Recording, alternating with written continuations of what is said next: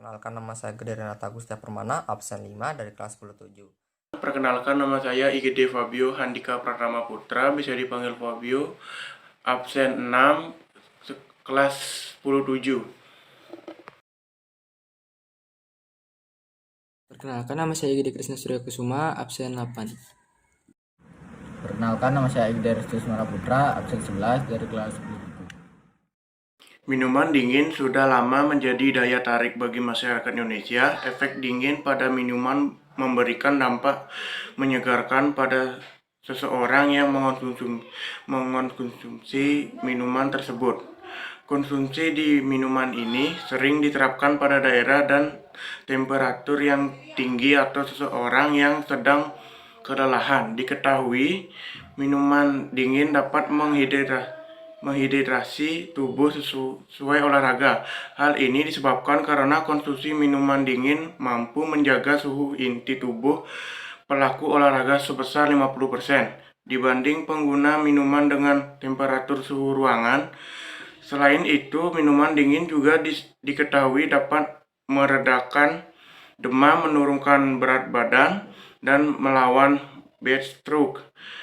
Es teh susu sudah menjadi minuman yang normal dan mudah didapatkan di Indonesia. Minuman ini pun memiliki daya tarik sendiri. Rasa teh yang menyegarkan, dapat rasa susu yang krim dan melegalkan dahaga konsumen. Selain minuman dingin, makanan seperti kentang dan sosis pun menjadi santapan favorit masyarakat Indonesia, maupun survei yang dilakukan oleh salah satu guru ekonomi Gede Made Bagus Kusuma Jaya. Diketahui kalangan siswa pada kelas 10 memiliki ketertarikan akan adanya minuman dingin serta makanan berupa sosis dan kentang. Sebesar 251 siswa, 69,7% menyukai es teh dan 117 siswa, 49,2% menyukai es teh sebagai pilihan minuman dingin mereka. Di samping itu, sejumlah 281 siswa, 78% menyukai kentang goreng, dan 214 siswa, 59,4% menyukai aneka sosis bakar atau gorengan sebagai pilihan makanan ringan mereka. Maka daripada itu, dalam proposal ini menulis tertarik untuk mengembangkan usaha makanan dan minuman ringan dan mengonsumsikan kedua makanan dan minuman favorit serta siswa-siswi SMA 4 Denpasar dalam bentuk usaha paket. Adapun untuk detail proposal usaha berikut ini dijelaskan lebih rinci pada bagian berikut. Rumusan masalah. Jadi A, ada rumusan masalah. Dalam penulisan laporan ini, penulis berusaha untuk menjawab rumusan masalah. Itu yang pertama, ada usaha makanan dan minuman, apakah yang cocok dikembangkan sesuai dengan karakteristik profil kebutuhan serta minat siswa di SMA 4 Denpasar. Yang kedua, ada sejauh manakah keberhasilan usaha makanan dan minuman yang pantas dikembangkan sesuai dengan karakteristik profil kebutuhan dan minat siswa di SMA 4 Denpasar. Lalu ada B, tujuan penelitian. Yang pertama, ada mengembangkan ide, inovasi, dan kreativitas kelompok. Yang kedua, untuk menarik para konsumen agar tertarik untuk datang dan mencicipi makanan. Yang ketiga, ada melatih kedisiplinan, ketekunan, dan kebersihan. Yang keempat, untuk melatih jiwa kewirausahaan. Dan yang kelima, untuk berusaha memberi produk yang berkualitas. Yang C, ada manfaat penulisan. Yang pertama, hasil dari penulisan ini bisa dijadikan sebagai pengalaman jika ingin memulai berdagang di dunia yang lebih luas. Yang kedua, hasil dari laporan ini bisa dijadikan bahan materi untuk dipelajari oleh orang-orang yang berminat untuk mengembangkan usaha kentang goreng dengan irisan sosis dan es teh susu tarik. Lalu yang D, ada definisi kata kunci. 1. Ada usaha. Usaha yang dimaksudkan di sini adalah usaha mikro kecil atau UMKM, di mana fokus utama adalah menjual makanan dan minuman ringan dengan sistem pre-order. Yang 2, ada es teh. Es teh susu yang dimaksud adalah es teh susu tarik. Menurut Wahyu tahun 2020, es teh susu tarik merupakan salah satu varian es teh yang dikombinasikan dengan susu kental manis rasa vanila. Dalam proposal ini, penulis berusaha mengembangkan proposal usaha minuman ringan yang bernama es teh susu tarik. Yang ketiga, ada kentang goreng. Kentang goreng yang dimaksud adalah kentang goreng dengan irisan sosis. Kentang goreng dengan irisan sosis merupakan salah satu varian kentang goreng yang dikombinasikan dengan irisan sosis ayam. Dalam proposal ini, penulis berusaha mengembangkan proposal usaha makanan ringan yang bernama kentang goreng dengan irisan sosis. 2. Kajian pustaka. A. Es teh dan inovasinya. Es teh adalah teh yang didinginkan dengan es batu yang menjadi kegemaran masyarakat saat suhu udara panas. Dalam kesempatan ini, penulis ingin berusaha merinci inovasi es teh. Menurut Pangesti, 2020 terdapat 10 kreasi minuman es teh, segar dan mudah dibuat untuk buka puasa. Adapun 10 kreasi tersebut dapat dirinci sebagai berikut. 1. Es teh madu leci, 2. Es teh cincau, 3. Es teh susu jeli, 4. Es teh Milo, 5. Es teh selasi, 6. Es teh susu selasi, 7. Lemon tea selasi, 8. Es teh hijau markisa, 9. Melon mint iced tea, 10. Es teh kayu manis. Di samping itu, Wahyu 2020 menjabarkan 9 resep es teh untuk pelepas dahaga segar banget. 1. Es teh leci, 2. Es teh serai, 3. Es teh susu tarik, 4. Es teh jahe, 5. Es teh lemon, 6. Mint iced tea, 7. Es teh cincau, 8. Es teh Milo, 9. Es teh kayu manis. Di samping itu, menurut Iqbal 2018 menjabarkan 5 resep teh kekinian di Indonesia murah dan gak perlu antre. 1. Bubble tea, 2. Green tea latte, 3. Taro milk tea, 4. Thai tea, 5. Teh madu. Di samping itu, menurut Prasetya 2020 menjabarkan 6 resep es teh manis viral kekinian yang segar untuk buka puasa. 1. Es teh manis, 2. Es lemon tea, 3. Es teh lemon dengan daun mint, 4. Es teh pandan rose, 5. Teh berry, 6. Teh leci. Di samping itu, menurut Silawati 2018 menjabarkan 7 resep minuman dari teh yang segarnya menggoda iman, buat siang malam cocok. 1. Teh tarik, 2. Matcha iced tea, 3. Tropical iced tea, 4. London fog, 5. Chai, 6. Es teh cold brew, 7. Thai tea. Dari uraian di atas terdapat 37 inovasi es teh yang bisa dikreasikan. Es teh bisa dikreasikan dengan variasi yang beragam seperti madu leci, madu, susu, leci, lemon, matcha, cincau, berry, Milo, jahe, dan kayu manis. Dalam proposal usaha ini, penulis tertarik dalam mengembangkan usaha minuman es teh susu tarik karena cara pembuatan yang sederhana dan mudah dikerjakan. Adapun cara pembuatan es teh susu tarik bisa dirinci sebagai berikut. Bahan: 1. 1 kantung teh celup, 2. 200 ml air panas, 3. 20 ml susu kental manis. Cara membuat: 1. Seduh 1 kantung teh celup di dalam air panas selama 3-4 menit, kemudian diamkan hingga dingin. 2. Campurkan air teh yang sudah dingin dengan susu kental manis dan es batu ke dalam shaker. 3. Kocok hingga teh berbuih lalu tuangkan ke dalam gelas saji. 4. Es teh tarik pun siap untuk disajikan. B. Kentang goreng dan inovasinya. Kentang goreng adalah hidangan yang dibuat dari potongan-potongan kentang yang digoreng dalam minyak goreng panas. Dalam kesempatan ini, penulis ingin berusaha merinci inovasi kentang goreng. Menurut Rahmawati 2020, terdapat 8 cara membuat kentang goreng ala rumahan yang gurih dan renyah. 1. Kentang goreng crispy, 2. Kentang goreng beku, 3. Kentang goreng ala KFC atau McD, 4. Kentang goreng saus keju, 5. Kentang goreng balado, 6. Kentang goreng renyah rasa jagung, 7. Kentang goreng tepung, 8. Kentang goreng saus bolognese.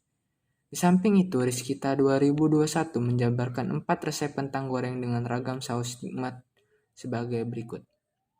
1. Kentang goreng saus keju, 2. Kentang goreng saus bolognese, 3. Kentang goreng saus tartar, 4. Kentang goreng saus siwit mayo. Di samping itu, Nugraha 2021 menjabarkan 5 resep kentang goreng yang renyah dan gurih cocok untuk cemilan sebagai berikut. 1. Kentang goreng sederhana, 2. Kentang goreng balado, 3. Kentang goreng crispy, 4. Kentang goreng tepung, 5. Kentang goreng saus keju. Di samping itu, Wilujeng 2020 menjabarkan 12 resep membuat kentang goreng paling enak ala restoran sebagai berikut. 1. Kentang goreng crispy, 2. Kentang goreng beku, 3. Kentang goreng KFC, 4. Kentang goreng tanpa tepung, 5. Kentang saus keju, 6. Kentang bumbu garam, 7. Kentang bumbu balado, 8. Keripik kentang sederhana, 9. Kentang renyah rasa jagung, 10. Kentang tepung, 11. Kentang bumbu bolognese, 12. Kentang Mustafa. Dari uraian di atas terdapat 29 inovasi kentang goreng yang bisa dikembangkan Kentang goreng bisa dikembangkan dengan variasi saus atau bumbu yang beragam seperti balado, bolognese, keju, jagung, seaweed mayo, dan tartar. Dalam proposal usaha ini, penulis tertarik dalam mengembangkan usaha makanan kentang goreng dengan irisan sosis karena cara pembuatannya sederhana dan mudah dikerjakan. Adapun cara pembuatan kentang goreng dengan irisan sosis bisa dirinci sebagai berikut. Bahan: 1. 3 kentang, 2 sosis, 3 garam, 4 air mineral, 5 minyak, 6 saus tomat atau saus sambal. Cara membuat: 1. Cuci bersih kentang lalu kupas kulit kentang hingga bersih. Setelah itu iris kentang hingga berbentuk balok. 2. Rendam kentang di air garam selama 5 menit. 3. Potong masing-masing sosis menjadi 4 bagian.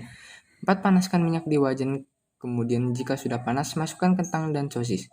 5. Angkat sosis lalu masukkan ke kemasan dan diberi saus tomat dan saus sambal. 6. Kentang goreng dengan irisan sosis pun sudah siap. Metodologi.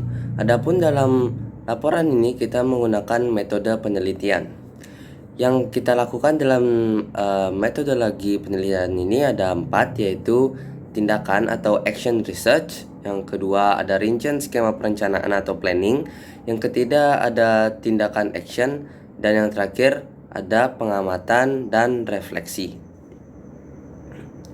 Adapun rincian skema bisa dilihat sebagai berikut. Yang pertama adalah perencanaan atau planning. Perencanaan atau planning adalah kegiatan yang akan dilakukan oleh penulis untuk mengembangkan usaha makanan es teh susu tarik dan kentang goreng dengan isian sosis. Untuk resep makanan dan minuman terdapat di halaman 5 dan 7. Untuk harga es teh dan susu tarik dijual sebesar dengan harga 6.000 per porsi, dan untuk kentang goreng dan isian sosis itu sendiri dijual dengan harga 8.000. Yang pertama, dalam penghitungan ini kita juga memasukkan beberapa teknik penghitungan seperti fixed cost, variable cost, biaya overhead, HPP, dan tabel kalkulasi biaya produksi. Pertama, untuk Set cost adalah jenis biaya yang tidak berubah atau statis dan akan tetap dikeluarkan baik ketika tidak ada kegiatan atau proses produksi yang dilakukan maupun saat melakukan banyak kegiatan sekalipun. dalam laporan ini kita temukan fixed cost tersebut bertotalkan sebesar 0 rupiah. Lalu untuk Variable cost adalah biaya perusahaan yang berubah sebanding dengan hasil produksi. dari variable cost ini diketahui kelompok kami akan mengeluarkan biaya bahan baku per unit untuk es teh susu tariknya itu sendiri adalah Rp2.100, dan untuk kentang goreng dan irisan sosis itu tersendiri adalah Rp5.475. Lalu biaya overhead. Untuk biaya overhead per unit ini tersendiri diketahui tidak memakan biaya sama sekali atau bisa dibilang 0 rupiah. HPP adalah biaya-biaya langsung yang timbul dari barang yang diproduksi dan dijual. Lalu ada tabel harga pokok produksi yaitu sebesar Rp3.675 atau bisa diubah atau bisa dipersentasekan sebesar 175%. Lalu harga pokok produksi HPP-nya yaitu Rp5.775. Yang tadi itu untuk es teh tarik, dan sekarang untuk kentang goreng dan irisan sosis. Keuntungan yang diinginkan itu adalah 45% dengan harga sebesar Rp2.464. Lalu harga HPP-nya sendiri adalah Rp7.939. Untuk biaya produksi. Biaya produksi adalah akumulasi dari semua biaya-biaya yang dibutuhkan dalam proses produksi dengan tujuan untuk menghasilkan suatu produk atau barang, seperti biaya bahan baku langsung. Di sini ada pun tabel kalkulasi biaya produk. Diketahui total cost-nya tersebut adalah Rp210.000 dengan marginal cost yaitu sebesar Rp189.000 dengan average total cost yaitu sebesar Rp2.100 dengan average fixed cost yaitu sebesar Rp0 dan average variable cost yaitu sebesar Rp2.100. Untuk kentang goreng dan irisan sosis tersendiri untuk total costnya itu sebesar Rp547.500 dengan marginal cost yaitu sebesar Rp492.750 dan average total cost yaitu sebesar Rp5.475, dilanjutkan dengan average fixed cost yaitu sebesar Rp0 dan average variable cost yaitu sebesar Rp5.475. Selanjutnya, untuk gross profit. Gross profit adalah laba yang diperoleh perusahaan setelah dikurangi biaya yang terkait dengan pembuatan dan penjualan produknya, atau biaya yang terkait dengan penyediaan layanannya. ada pula tabel kalkulasi gross profit dan net profit. Diketahui total dari harga bahan dan bahan baku per unit itu adalah Rp210.000. Harga pokok produksi atau HPP yaitu sebesar Rp577.500. Gross profit yaitu sebesar Rp300.067.500. Gross profit margin yaitu sebesar 64%. Net profit dipotong komisi Grab 30% yaitu sebesar 30% totalnya, dengan harga sebesar Rp257.250. Yaitu net profit dipotong komisi GoFood 20% yaitu sebesar 20%, dengan harga yaitu Rp294.000. Lalu dilanjutkan dengan net profit margin dari GrabFood yaitu Rp0 dengan total 45%, dan net profit margin dari GoFood yaitu sebesar 51%.